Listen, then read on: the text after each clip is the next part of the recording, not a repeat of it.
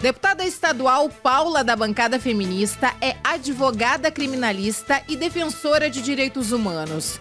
Pós-graduada em Direito Penal pela Fundação Getúlio Vargas, também é especialista na área pela Universidade Portuguesa de Coimbra. Iniciou a militância política no Movimento de Juventude e no Movimento Negro em 2012, integrando a gestão do Centro Acadêmico 22 de Agosto dos Estudantes de Direito da PUC, Pontifícia Universidade Católica de São Paulo. Também ajudou a construir coletivos de combate ao racismo, como a Coalizão Negra por Direitos, o Comitê contra o Genocídio da Juventude Negra e a Frente Pró-Cotas nas universidades estaduais paulistas. É ativista da Marcha das Mulheres Negras de São Paulo e do movimento Afronte. Foi co-vereadora com a bancada feminista do PSOL na Câmara Municipal de São Paulo, eleita em 2020. Em 2022, conquistou uma cadeira na Assembleia Legislativa de São Paulo. Eleita com mais de 259 mil votos, a bancada feminista do PSOL registrou a maior votação entre as deputadas estaduais de São Paulo e do país. Nesta 20ª legislatura, coordena 3 frentes parlamentares na Alesp. Em defesa da juventude negra e periférica, Frente Parlamentar em Defesa do Patrimônio, dos Serviços e dos Servidores Públicos e o Grupo de Promoção de Igualdade Racial e em Defesa dos Povos Indígenas e Tradicionais.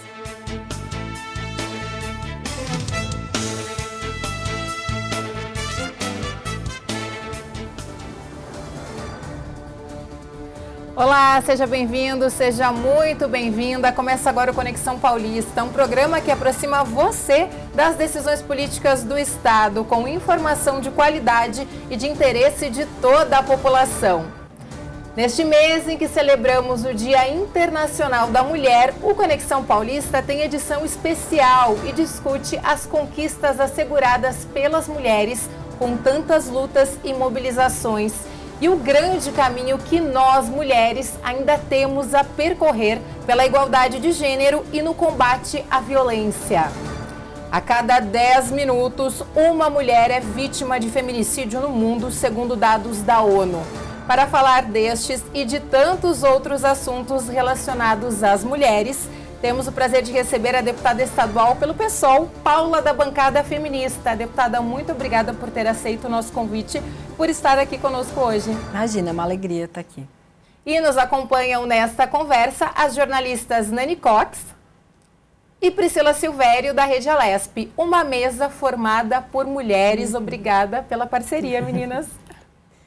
Deputada, a gente começa essa edição abrindo com um vídeo publicado nas suas redes sociais sobre a Marcha das Mulheres Negras, um assunto de destaque do seu mandato. Vamos acompanhar. Sudeste rumo à Marcha das Mulheres Negras.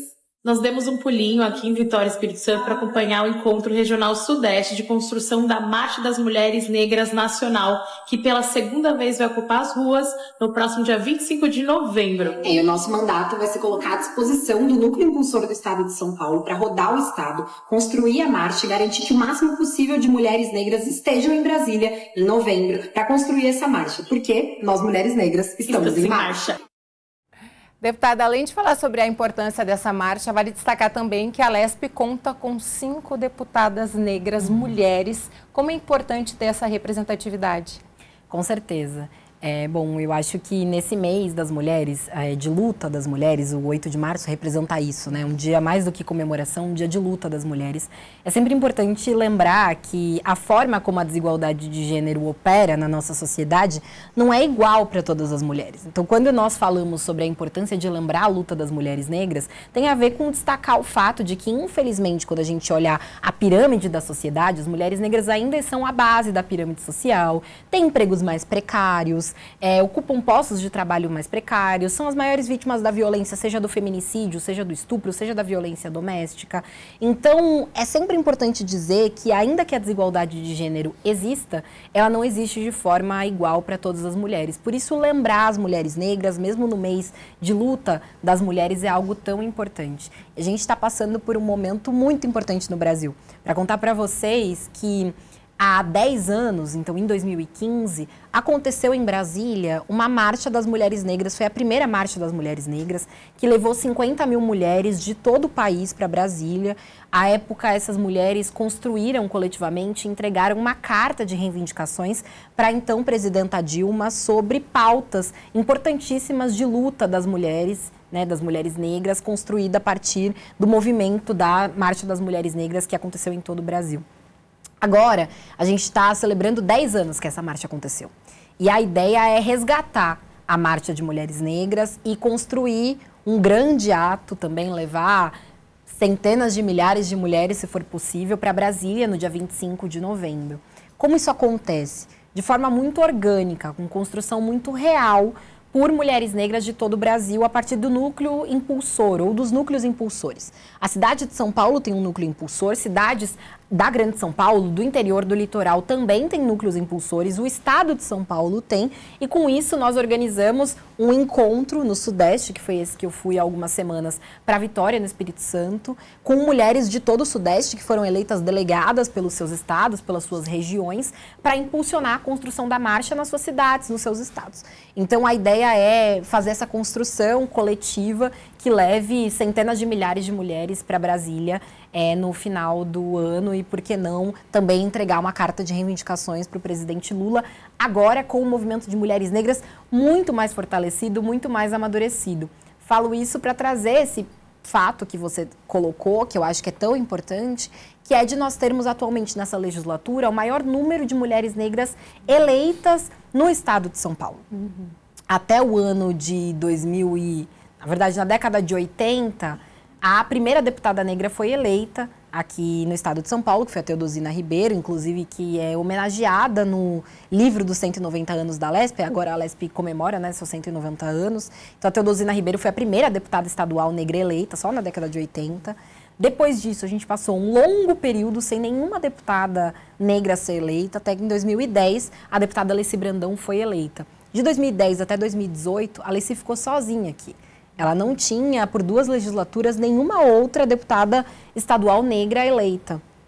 Em 2018, outras 2 foram eleitas. A Mônica, na época com a bancada ativista, e a deputada Érica Malunguinho. Agora, em 2022, nos somamos a Mônica, nos somamos a Alessi Brandão, a Tainara, eu, com a bancada feminista, a Ediane. Então hoje nós somos 5 no total, é o maior número que já houve. Isso é muito importante para a nossa luta, não só dentro do parlamento, mas também fora.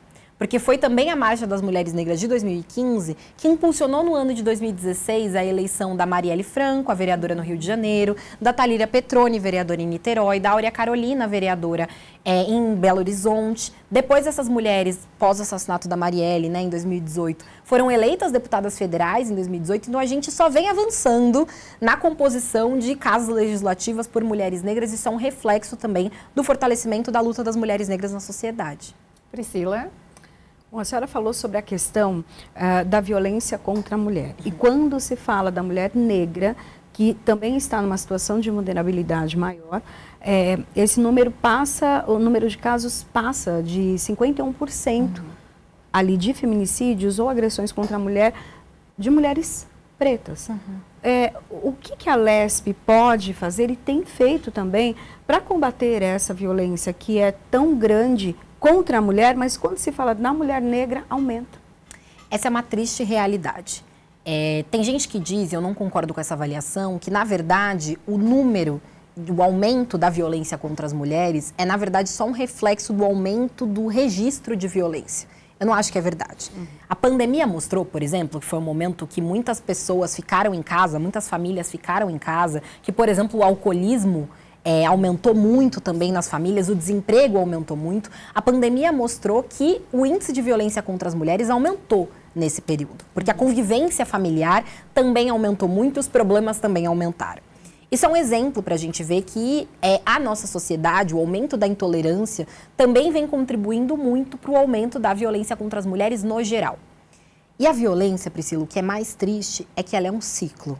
É muito difícil falar de uma situação de violência, seja de feminicídio, seja de uma violência, um soco, um tapa, que começa com um tapa.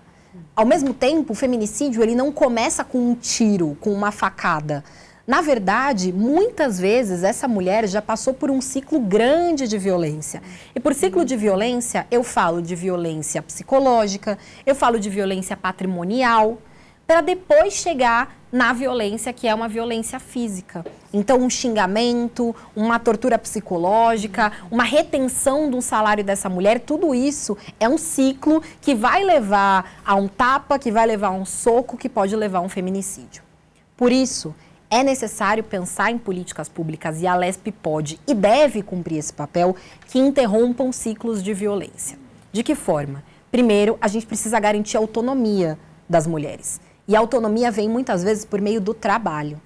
É preciso pensar de que forma mulheres serão inseridas no mercado de trabalho e de forma digna. Eu não falo de trabalhos precários, eu falo de forma digna. Nós temos um projeto de lei aqui na casa que pensa a inclusão em cadastros do Estado de São Paulo de mulheres de forma prioritária para vagas de emprego, mulheres em situação de violência. A gente precisa dar autonomia para que essas mulheres possam romper uma das formas de violência, que é a submissão patrimonial a homens que a agridem. Precisa ter dinheiro para sair de casa. Falando disso também, um outro tema importantíssimo já é lei no Estado de São Paulo, mas a gente ainda não tem oferição do quanto isso é aplicado, porque falta regulamentação de um auxílio aluguel para as mulheres em situação de violência. A mulher precisa conseguir ter dinheiro para sair de casa. Primeiro tapa, o primeiro soco, o primeiro xingamento, você precisa ter condições de sair de casa. Essa mulher precisa ter condições. Para isso, esse auxílio aluguel é muito importante. A gente tem um projeto também que é de um auxílio emergencial para essas mulheres. Porque muitas vezes não é só o aluguel, é a reestruturação. São 6 meses que você precisa se reorganizar, ter para onde ir, ter como pagar as contas, um alimento, tirar seus filhos de casa. Então, isso é também uma forma importantíssima de ruptura desse ciclo de violência. Mas tem um ponto que o Estado de São Paulo precisa mudar para ontem, Priscila, que é o tema das delegacias 24 horas para o atendimento às mulheres em situação de violência. Já é lei federal a garantia de atendimento 24 horas, 7 dias por semana de atendimento nas delegacias. Aqui no Estado de São Paulo, nós temos cerca de 120 delegacias especializadas da mulher. Só que só 11 delas funcionam 24 horas, 7 dias por semana. Só 11. Todas as vezes que eu questionei o secretário de Segurança Pública sobre isso, ele disse que existe um atendimento virtual. Que a qualquer momento você pode registrar um boletim de ocorrência de forma virtual e tal. Só que não tem violência que vai ser interrompida com um registro virtual. O registro virtual tem um processo muito mais moroso, até um inquérito policial ser instaurado. Uma violência que acontece naquele momento, quando uma mulher cria coragem de sair da casa dela e dizer: eu preciso ir a algum lugar pedir ajuda. Ela precisa ter uma delegacia 24 horas perto dela. E uma delegacia 24 horas especializada nesse atendimento. Porque não é a mesma coisa você ir numa delegacia comum. Muitas vezes mulheres são revitimizadas nesse processo. Ao chegar um delegado despreparado para o atendimento de um caso de violência doméstica, vai dizer: mas o que você fez? Você tem certeza que você não provocou? Não é melhor você esquecer isso, voltar para sua casa e fingir que nada aconteceu?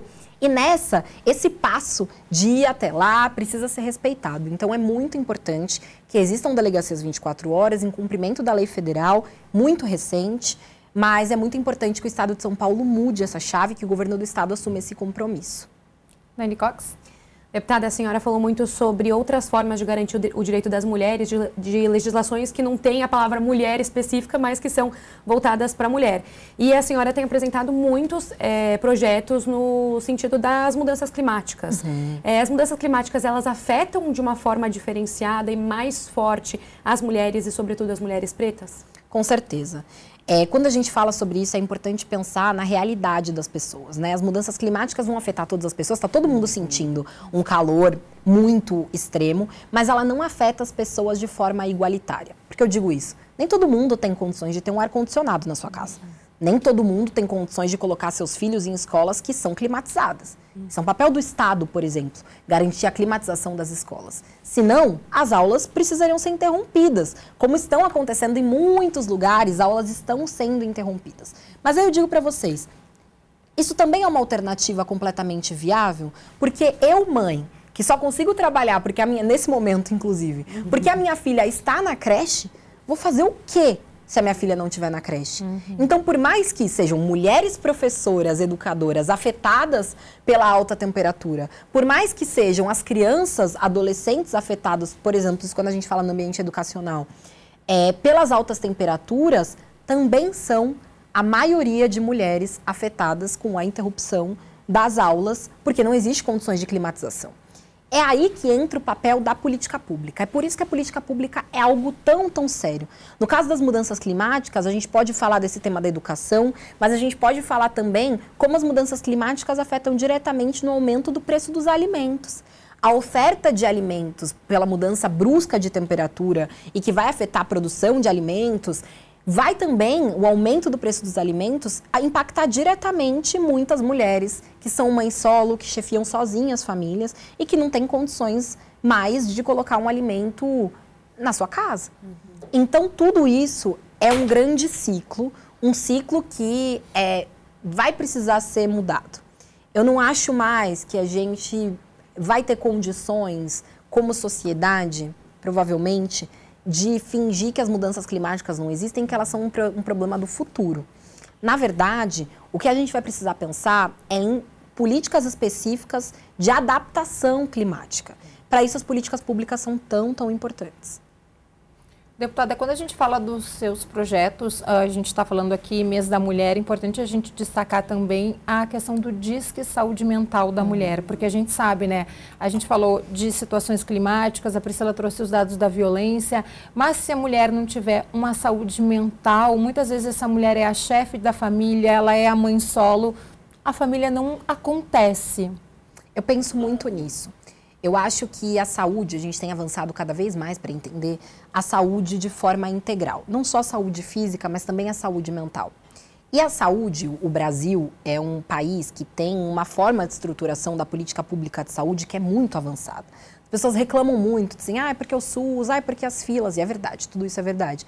Mas a gente tem como país uma forma de estruturação que é qualquer pessoa que esteja aqui tem direito a um atendimento de saúde. Qualquer pessoa que esteja no Brasil, não precisa ser brasileiro. Qualquer pessoa que esteja passando pelo Brasil, que caiu, que machucou o pé, que precisa tomar uma vacina, todas essas pessoas têm atendimento público e gratuito no Brasil. Isso é uma inovação, é um avanço importantíssimo em termos de política pública de saúde para o mundo.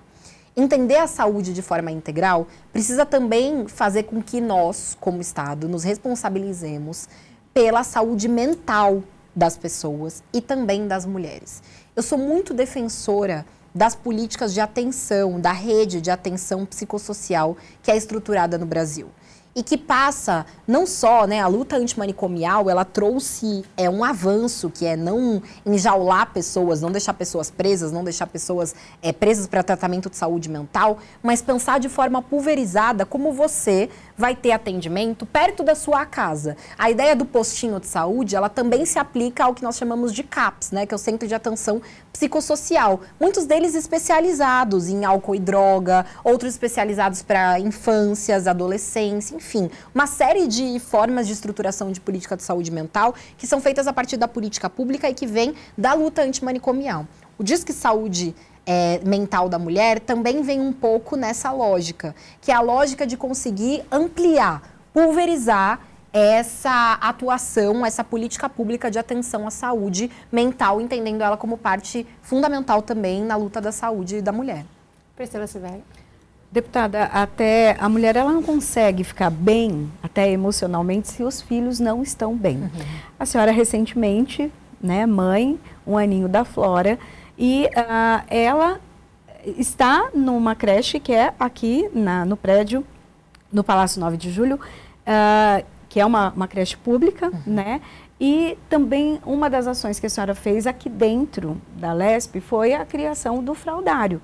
E esse projeto que deu muito certo aqui na LESP, eu acredito que a senhora vai querer que os prédios públicos também. Fala um pouco sobre isso.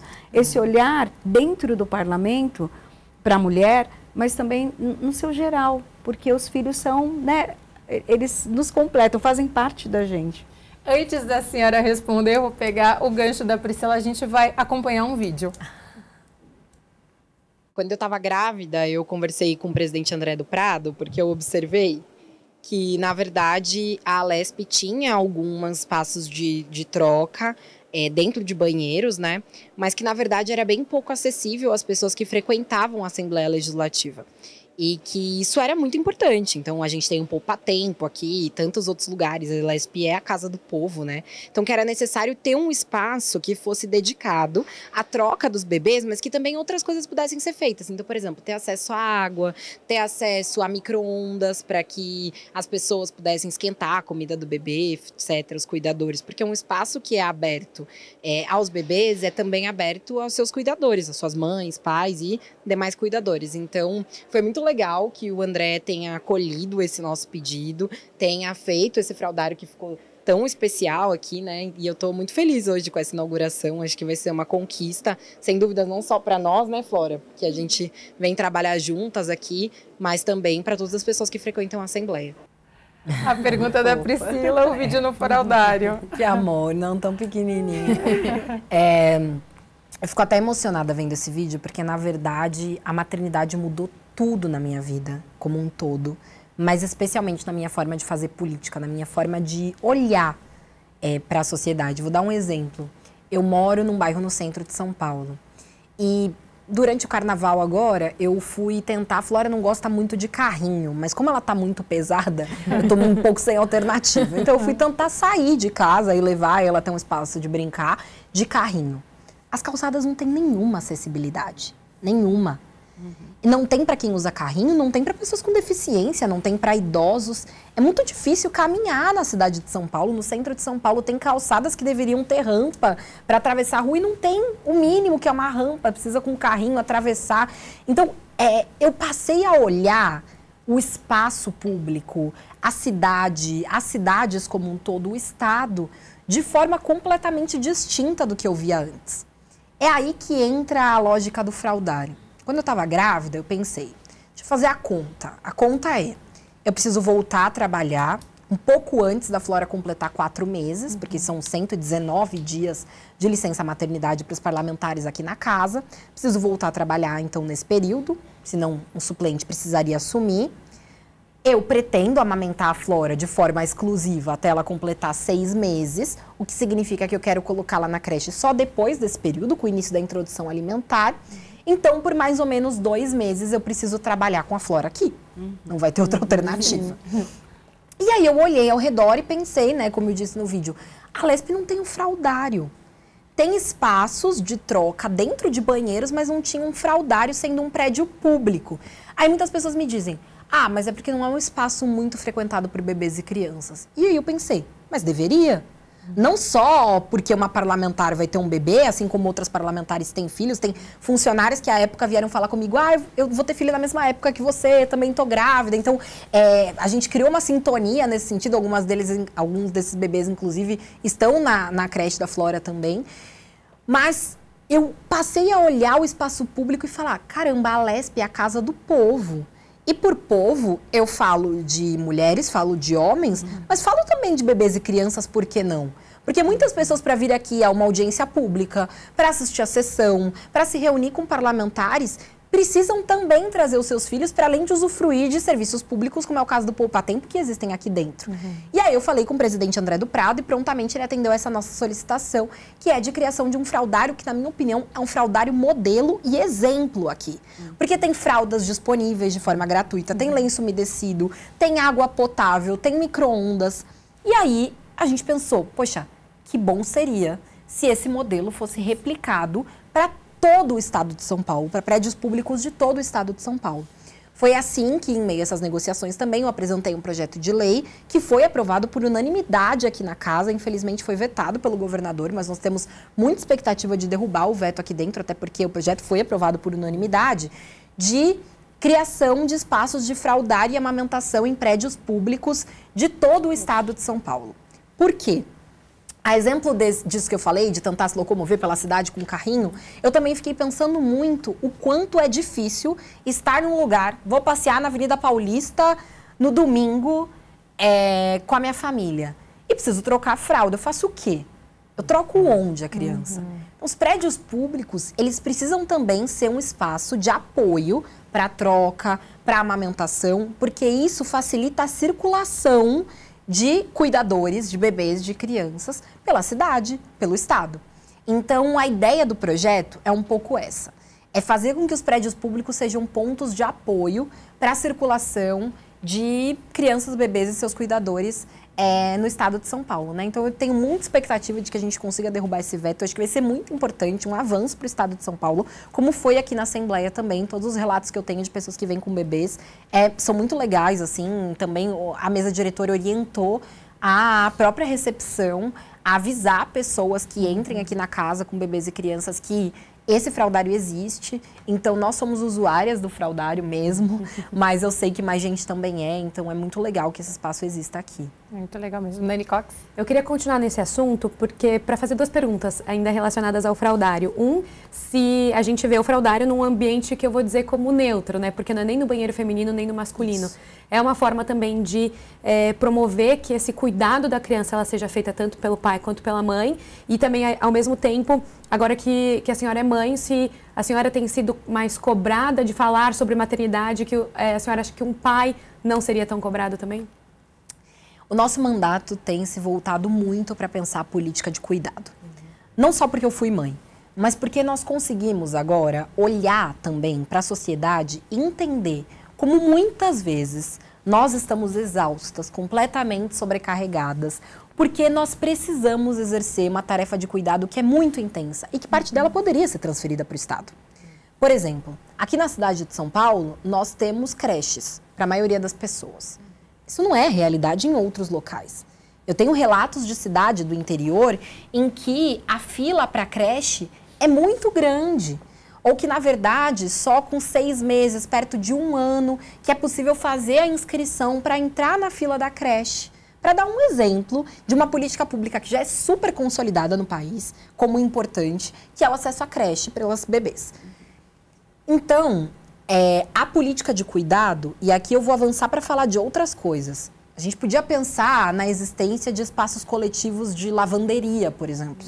Poderia pensar em espaços de contraturno escolar. Então, aqui a gente tem uma creche que funciona num horário ótimo, né? Que é até às 7 da noite. Mas muitos lugares não são assim. Então, pensar em como é possível transferir um pouco para o Estado. Essa responsabilidade do cuidado é algo que o nosso mandato tem se dedicado muito a pensar. É o que a gente chama de política de cuidado.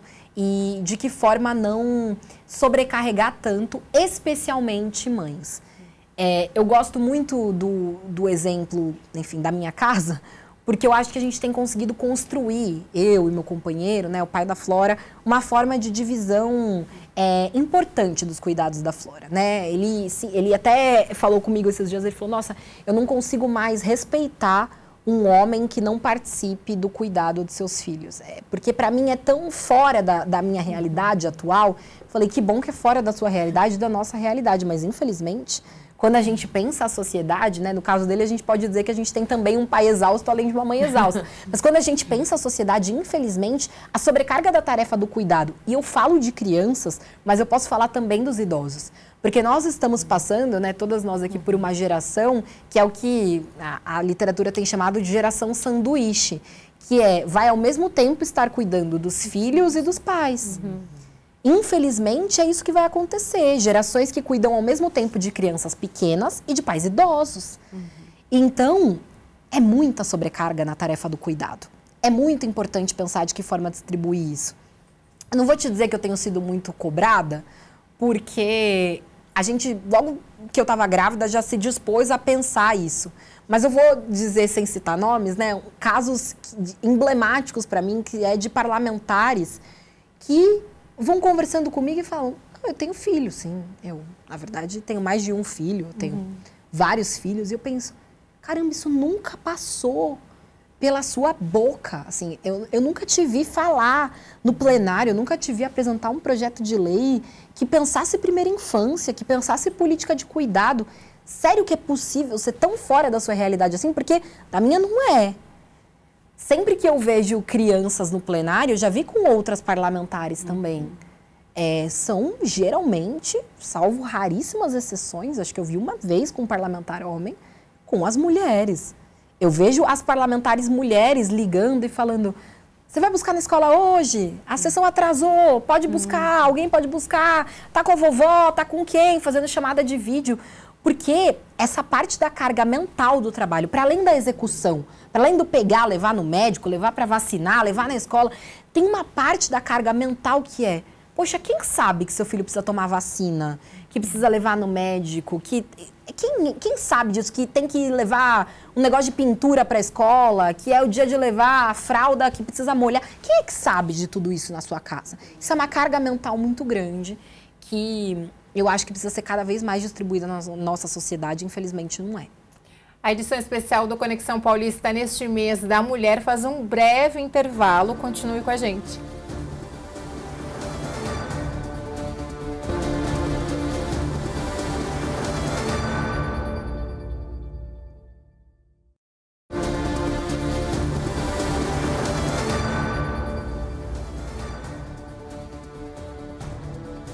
O Conexão Paulista está de volta nesta edição especial no mês da mulher, que temos o prazer de receber a deputada Paula da bancada feminista do PSOL. Deputada, mais uma vez, muito obrigada pela sua presença. Imagina, é um prazer.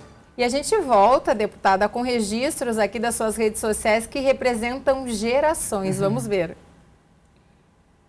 É uma foto aí. Deputada, quando a senhora olha essa foto, o que representa para a senhora 3 gerações? A Flora ainda nos primeiros anos de vida, a senhora e a deputada Alessi Brandão. Olha, o que eu posso dizer é que a Alessi é um presente na minha vida. Eu nunca, assim, imaginei conviver com a Alessi Brandão, né? A gente é fã, tanto que nesse dia é engraçado, porque eu postei essa foto.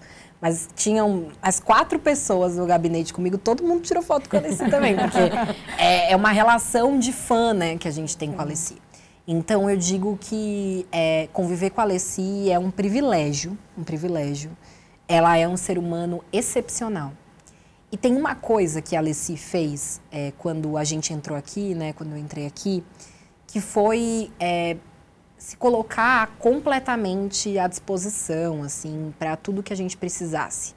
E ela sempre que pode fala da existência do nosso mandato e dos outros mandatos de mulheres negras como um projeto de continuidade. Mesmo sendo de partidos diferentes, importante dizer, né? A Alessi não é do meu partido. Só que nós temos realmente essa relação. E desde que eu estava grávida, a Alessi foi uma das pessoas... Ela tem uma relação com a religião, com a religiosidade muito forte. Ela tem uma energia muito forte. Então, ela sempre falou coisas muito bonitas, assim, para mim, desde que eu estava grávida. Depois, quando a Flora nasceu, foi uma das primeiras pessoas para quem eu apresentei a Flora. Então, eu fico muito emocionada, porque para mim essa foto é a representação de um privilégio, assim. A minha filha, conhecer a Alessi Brandão, a convivência que a gente tem com ela, o carinho, o afeto que ela tem é algo muito, muito importante. Então... dizer que é isso, eu falo para a Alessi, Alessi, eu quero que você viva muitos anos ainda, o que não é uma realidade para uma pessoa que tem 80 anos, mas eu falo, Alessi, assim, é maravilhoso, a sua existência é maravilhosa. Então, ela é um presente para essa Casa Legislativa, ela é um presente na minha vida e na da Flora também, essa carinha da Flora aí, realmente foi um encontro muito, muito legal, muito bonito. Priscila Silvério.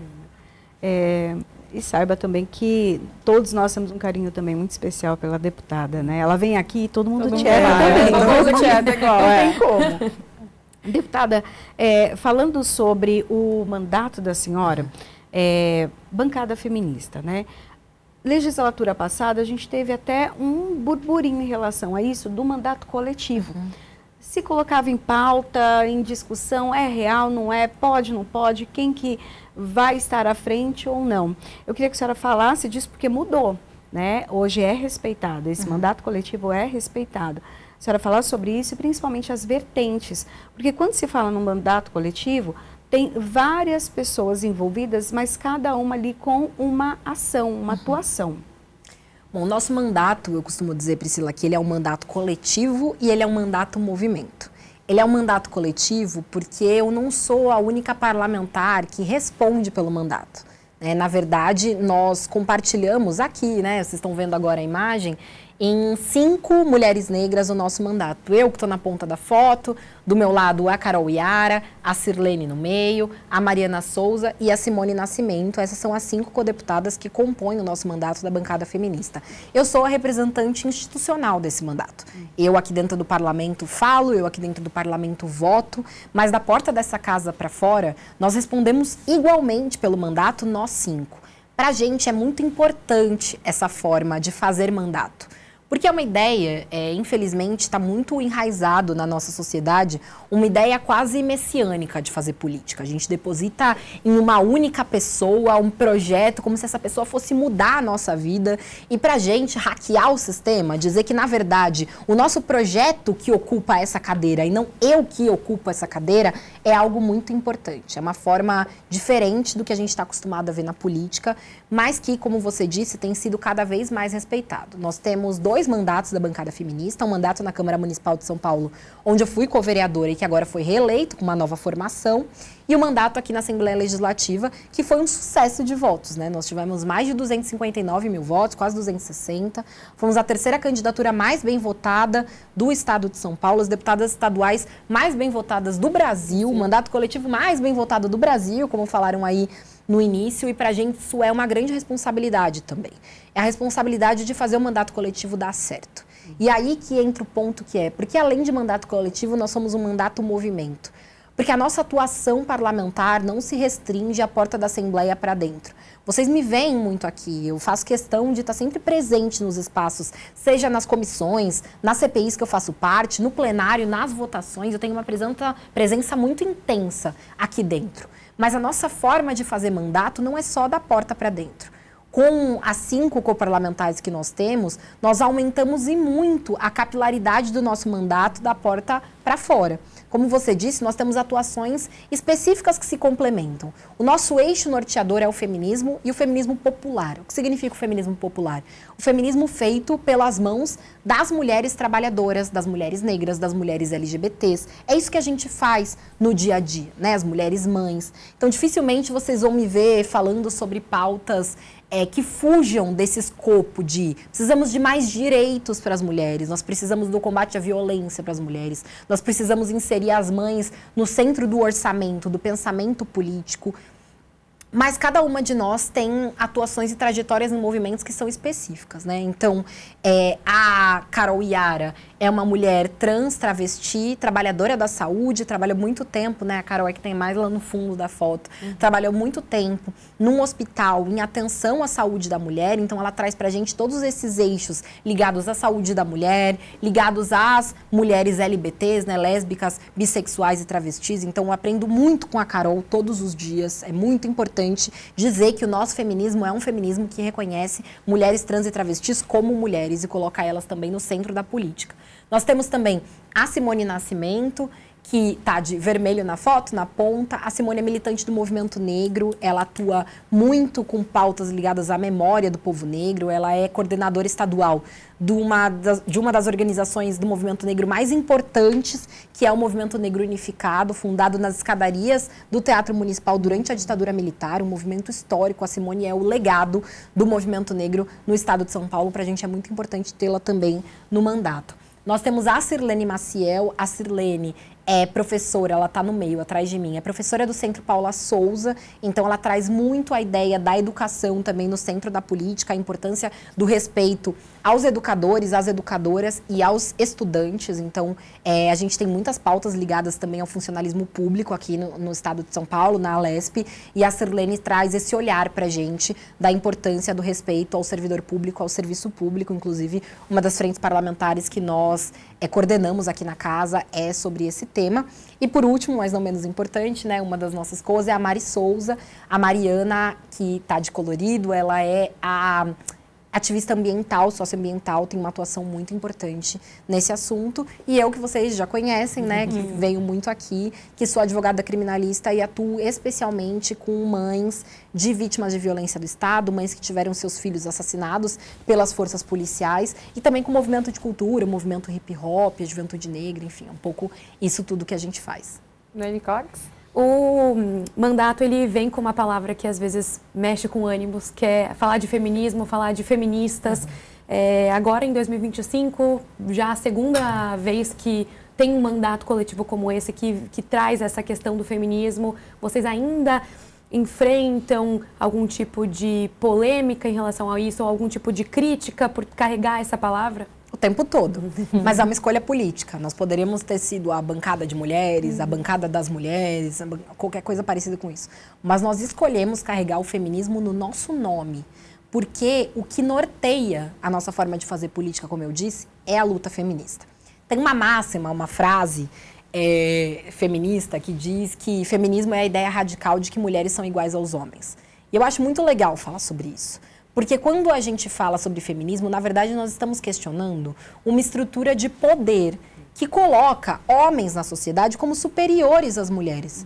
De que forma? A violência é um exemplo disso. Na verdade, o estupro, por exemplo, ele não diz respeito à roupa que as mulheres usam, ele não diz respeito ao lugar que a mulher estava na hora errada, ele diz respeito a uma posição de poder.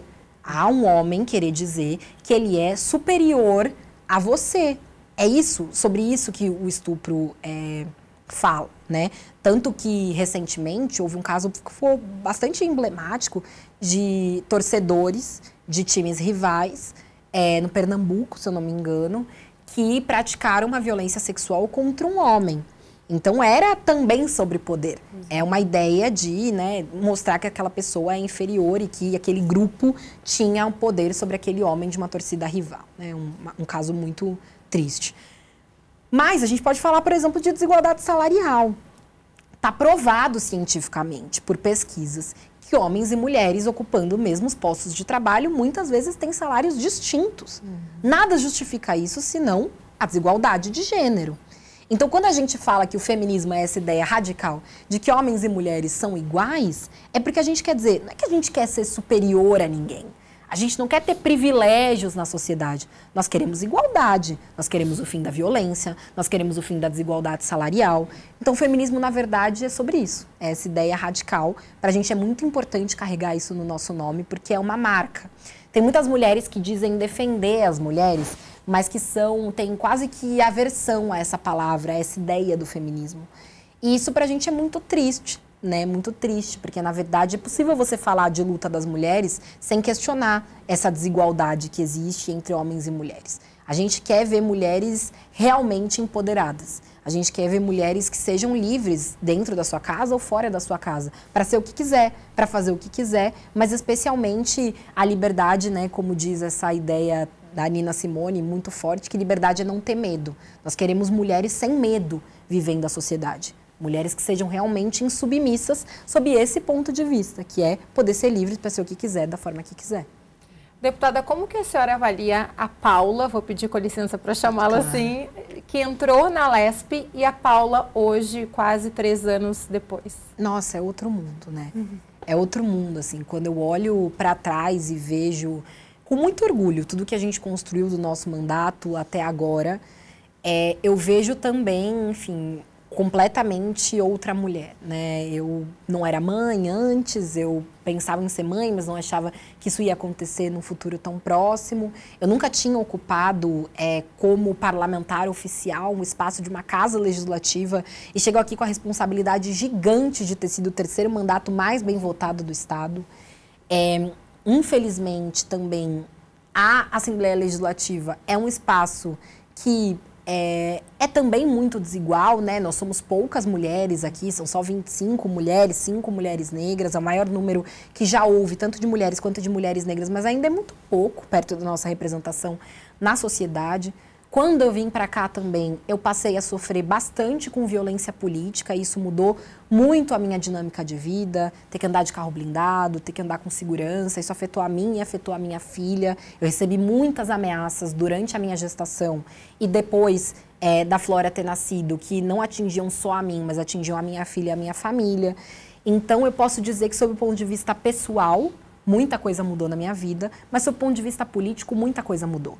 Se antes eu achava importante bater o pé e brigar para que nós ocupássemos esse espaço, agora eu acho fundamental. Agora eu consigo sentir na pele o quanto, cada vez que uma de nós estamos aqui ocupando esse espaço e lutando por ele, menos uma das pessoas que nos odeia está aqui. Então, a nossa luta é a luta para que cada vez mais mulheres, a bancada feminista é sobre isso, para que cada vez mais mulheres feministas ocupem o parlamento.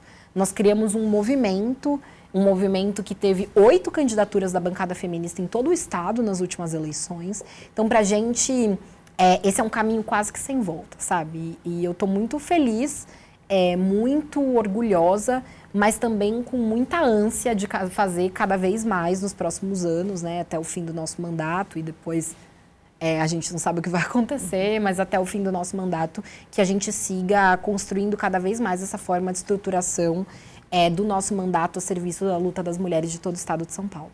Priscila, deputada, a senhora já atuava ali na defesa, no auxílio ali das mães que tinham seus filhos mortos, né? E na maioria das vezes mulheres negras e filhos negros também.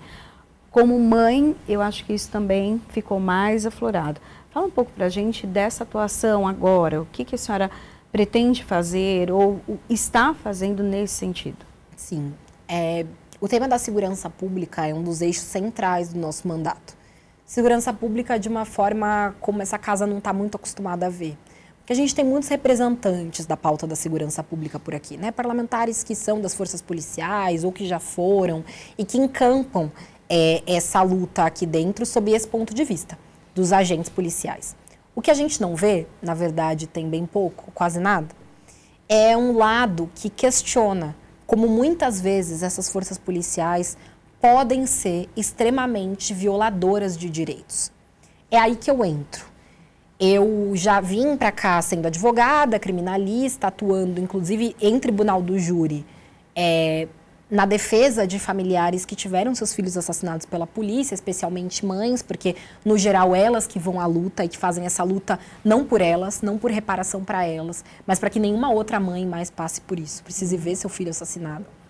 Mas depois de me tornar mãe, é quase como se eu sentisse na pele todos os dias a angústia de saber que você pode perder aquilo que é mais importante na sua vida.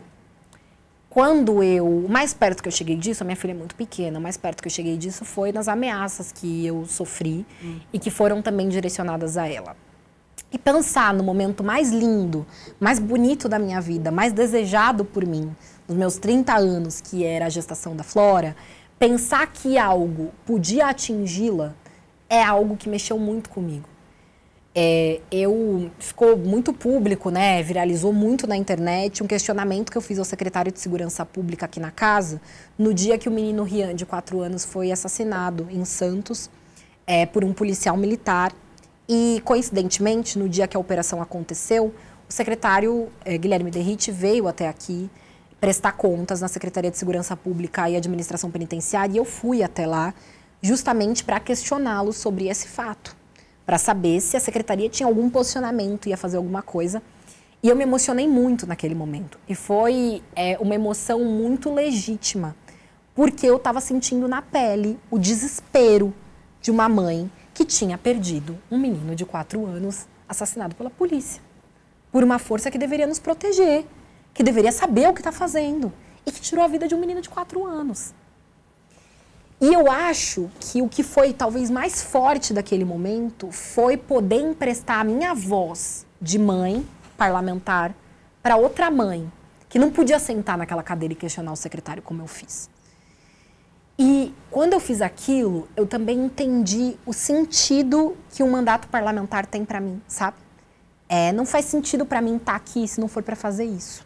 Não faz sentido para mim estar aqui se não for para emprestar a minha voz para outras mulheres, mães, que não podem fazer a mesma coisa que eu, que no mínimo não têm imunidade parlamentar, mas que talvez nunca nem encontrem um secretário na vida delas. Então, eu posso te dizer, Priscila, que assim, isso passou a ter uma força muito grande para mim, sabe? Passou a ter ainda mais sentido essa luta, que antes era só uma luta ideológica, uma coisa que eu acreditava muito, que eu achava importante. Agora eu posso dizer que eu sinto na pele o medo de que algo aconteça com o que você tem de mais e mais importante, mais precioso na sua vida. Que você dedica tantas horas, tantos dias, para que aquela criança seja feliz. Para que aquela criança tenha um futuro melhor que o seu, inclusive. É para isso que a gente trabalha tanto, né? Para que, inclusive, os nossos filhos tenham um futuro melhor que o nosso. E ver, infelizmente, vidas serem interrompidas dessa forma é algo que eu vou lutar o resto da minha vida até que essa realidade mude. Laine Cox? A gente está nesse momento, né, de recorde de deputadas mulheres aqui no parlamento. Agora são 24, se eu não me engano, né? E você falou anteriormente sobre esse projeto de continuidade de mulheres na política, de ter mulheres aqui ocupando esses assentos, mais especificamente pensando em mulheres negras, claro, aumentando esse número, mas é também um conjunto de esforços com todas as parlamentares, com as 24, como é que tem sido a relação com as colegas? É diferente com as colegas mulheres do que é com os colegas homens, por mais que sejam de diferentes partidos? É um pouco diferente.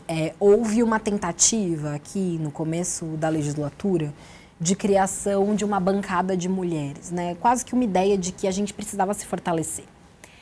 Eu tenho boa relação com muitas das deputadas mulheres, mesmo que são de partidos diferentes do meu.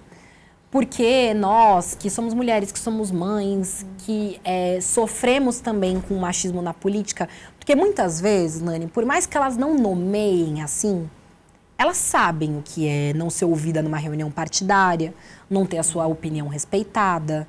Você pode não chamar isso de machismo, mas então, essas mulheres sabem o que é sofrer isso na pele, né? Nós apresentamos também, de forma coletiva aqui na casa, um projeto de resolução para que a Assembleia Legislativa tome uma série de medidas com relação à violência política de gênero. Porque a violência política de gênero é algo que eu posso sofrer, sendo uma parlamentar de esquerda, mas que outras parlamentares mulheres também podem sofrer. A violência política é uma realidade. E ela é muito triste, essa realidade. Não pode ser que nós tenhamos a nossa vida ameaçada por exercer o papel que nós exercemos aqui. Nós temos uma deputada da direita, aqui dentro da casa, que inclusive passa por júri popular porque sofreu um atentado no exercício da sua profissão como jornalista de vida, né? Tentaram assassinar essa parlamentar. Isso é um absurdo, é inconcebível. Então, o que deve valer de combate à violência política de gênero para mim, deve valer também para ela. Mas eu gostaria muito que essas mulheres contribuíssem para que essas coisas fossem nomeadas como elas são, que é a desigualdade de gênero, que elas não cumprissem um papel antifeminista. E muitas vezes nós temos também parlamentares que cumprem esse papel. Eu acho que isso é muito, muito triste, acho que isso atrasa a luta das mulheres, mas no que nós podemos nos unir e pensar em pautas, em estruturações aqui dentro que digam respeito à proteção das mulheres que estão aqui, mas que também estão da porta de casa para fora, eu acho que nós fazemos. Deputada, a senhora defende também muitos jovens, mas a gente sabe que o Brasil, daqui a uns anos, vai ser um país que vai ter mais idosos do que jovens. E aí a pirâmide inverte, né? Os nossos cuidados também com as crianças, com os adolescentes, como a senhora já citou, mas também com os idosos. Eu queria saber como que é o seu trabalho aqui na Alesp, no estado de São Paulo, se preocupando com esses idosos, que a gente sabe que daqui a pouco tempo não vão mais conseguir trabalhar e vão precisar dessa atenção maior do Estado. Com certeza, eu acho que esse é um tema fundamental. Por exemplo, eu tenho tido muitas conversas com profissionais de saúde para pensar quais são as diferenças na atenção da saúde para as mulheres idosas, né? Mulheres que já passaram pela menopausa, mulheres que muitas vezes acham que não precisam mais fazer exames, mas ainda assim estão suscetíveis não só a doenças sexualmente transmissíveis, né? Porque também é uma ilusão pensar que idosos não mantêm relações sexuais, mas também estão muito suscetíveis a casos como HPV, câncer de colo do útero. Então, nós temos tido um olhar bem grande, especialmente no tema da saúde, mas também da violência, porque a violência, especialmente a violência doméstica, também atinge as mulheres idosas. Para isso, quando a gente fala sobre os jovens, a gente também sabe que a juventude é o futuro da nossa sociedade. Então, pensar também de que forma nós estamos formando, que tipo de jovens, com que ideias, é algo que também nos importa muito. Então, eu acho que a gente precisa fazer sempre essa combinação entre a primeira infância, entre a juventude e entre os idosos, especialmente as idosas, pensando nessa nova configuração de sociedade que vai abarcar um pouco de tudo isso, né? Priscila? A senhora falou agora da questão da saúde, né, entre toda a sua resposta. A saúde da mulher preta, ela tem um diferencial. Por exemplo, algumas doenças acabam acometendo mais mulheres negras, homens negros também, anemia falciforme. Sim. Aqui na LESP, inclusive, uma lei da deputada Leci Brandão traz à tona essa doença e os cuidados que são necessários, principalmente com o diagnóstico precoce. Queria que a senhora falasse isso. Atenção à saúde à mulher negra. Tem um diferencial. Lembrando que também as indígenas, né, precisam de cuidados diferenciados. Outro dia a gente entrevistou aqui uma pessoa representante e ela falou do parto. O parto, por exemplo, tem a ver com a lua, com a mudança, o ambiente que a pessoa está, que para eles é muito importante, para o povo indígena é muito importante. Então, queria que a senhora falasse disso. Legal, eu acho que pensar isso é muito importante. Nós já temos estruturados, tanto em âmbito nacional, quanto no âmbito do município de São Paulo, políticas específicas de atenção à saúde da população negra. Parte do nosso papel como parlamentares é cobrar o cumprimento dessa política, né? Mas tem casos que também já são cientificamente comprovados, com dados, de racismo no âmbito do sistema de saúde. E isso, quando nós falamos sobre mulheres, atinge também uma pauta que é pré-natal e o parto. Nós temos muitos dados produzidos que mostram que muitas vezes mulheres negras em pré-natal têm acesso a menos consultas, que mulheres negras no parto têm acesso a menos procedimento anestésico. Então, o tema da saúde da mulher negra, seja saúde física, seja saúde mental, que nós já abordamos, é algo que precisa sempre ser olhado com muita atenção pelas políticas de saúde. E também quando nós falamos das mulheres indígenas, né, que foi um tema que você trouxe, acho que quando a gente fala sobre parto e uma política altamente cesarista no parto, isso é completamente contrário à concepção que as mulheres originárias, indígenas e quilombolas têm na sua estruturação da política de saúde. Ou quando nós falamos, por exemplo, sobre o quanto a saúde ginecológica, muitas vezes, está altamente voltada para mulheres heterossexuais. As mulheres lésbicas têm outra forma de pensar. A gente, quando pensa a educação sexual, pensa diretamente em não contracepção, né? Então, na forma de não engravidar. E quando a prevenção à saúde no sexo entre duas mulheres é algo que também precisa ser abordado. Então, acho que, assim, tem algo que todos esses anos de luta feminista me ensinaram, que não existe uma mulher global.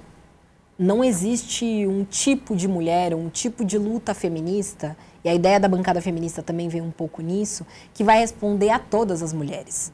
A verdade é que as mulheres têm especificidades.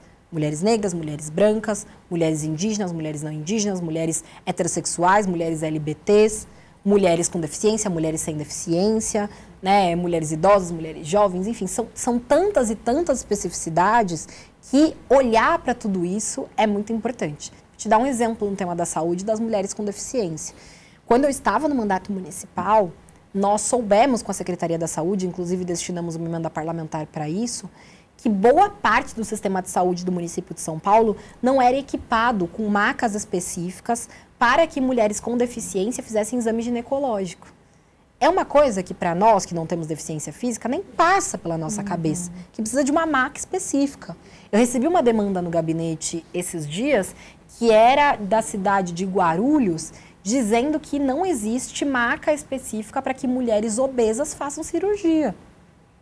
Então, tudo isso são muitas especificidades. Quanto a gente, ao não ter equipamentos suficientes, deixa de atender mulheres na sua forma mais básica, que é exame ginecológico, que é o parto, que é cirurgia. E essas mulheres precisam se deslocar para outros locais, viajar, para poder fazer exames ou passar por cirurgias. Então, eu acho que tem muitas especificidades para pensar e é muito importante que o feminismo abarque todas elas. Deputada, infelizmente estamos nos encaminhando para o final do programa. Eu queria perguntar para a senhora, e aqui convido as minhas colegas a perguntarem comigo, qual é a sociedade que a senhora espera para sua filha? A senhora é muito nova de idade, tem 30 anos, né, falou aqui, mas a senhora tem muita experiência de vida e de luta pela população. O que a senhora espera daqui para frente? Eu espero que a gente consiga viver em uma sociedade menos intolerante, menos desigual. Eu espero muito que a Flora e todas as meninas da idade dela e também os meninos sejam livres naquela concepção de liberdade que eu falei, que é de não ter medo. Minha filha é uma criança muito destemida e eu acho isso lindo. E eu espero que o mundo nunca tire dela essa vontade de voar, de desbravar. E eu falo dela, mas eu falo de tantas outras crianças, de tantos outros adolescentes. Talvez por isso essa minha vontade de focar o nosso mandato tanto nesse momento. Sabe que a pré-adolescência é uma fase difícil, que tem muitas diferenças. A gente sabe que a adolescência é uma fase difícil, que a idade adulta também. Mas é muito, muito importante que a gente possibilite como sociedade que as nossas crianças, adolescentes, sejam livres, não tenham medo de sair na rua, não tenham medo de se relacionar, não tenham medo de sonhar e de serem o que elas quiserem. Então, eu vou seguir lutando para construir, dentro e fora do parlamento, uma sociedade cada vez menos desigual. Desigual para as mulheres, desigual para o povo negro, desigual para as pessoas LGBTs, desigual para as pessoas indígenas, desigual para todas aquelas pessoas que sentem de alguma forma que não se encaixam nessa sociedade, que esse mundo não é para elas, para que a gente possa construir um mundo cada vez mais acolhedor. Deputada Paula, da bancada feminista, muito obrigada. Eu que agradeço, por participar. Foi um participar. assunto muito legal, um papo muito legal. Obrigada pelo convite. Obrigada por conversar conosco aqui nessa edição especial do Conexão Paulista em celebração ao mês da mulher. Agradeço a Priscila Silvério e a Nani Cox pela conversa. Obrigada, gente. Até a próxima. Espero voltar. Voltará. E obrigada a você pela sua companhia. Você já sabe, toda quinta-feira às 9 da noite você confere uma entrevista exclusiva aqui no Conexão Paulista. Mais uma vez, muito obrigada pela sua companhia e até a próxima edição.